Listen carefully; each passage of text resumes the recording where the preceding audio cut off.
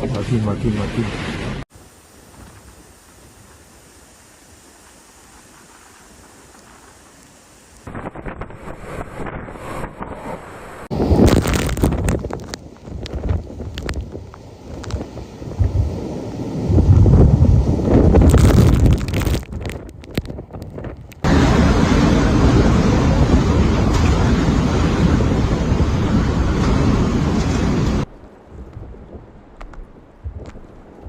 Swept across the island, uprooted tourists, forcing thousands to evacuate. The storm, which hit to the east coast on Sunday, was the first to directly hit the island for the 4 years. Amid heavy rain and high winds, 2 people in the mountain area were injured after fallen trees slammed into car. Dozens of others were injured, mostly by fallen debris, officials said. The storm was accompanied by winds up to 200 km per hour, but there were no reports of fatalities and serious structure damage. Cleanup crews were working Monday to restore service after power went out to 116 homes the day before. Although this typhoon season in the Western Pacific, Haikui was the first major storm to directly hit Taiwan in 4 years. Businesses, schools, and other places in the island remain closed, and the demands of flights for service in nearby islands were cancelled. The southern and eastern region of Taiwan were hardest hit, with the capital Taipei and the northern tip of the island experienced rain. On the eve of the storm, more than 7,000 people were evacuated from the areas where authorities feared the storm could trigger landslides and other collapses.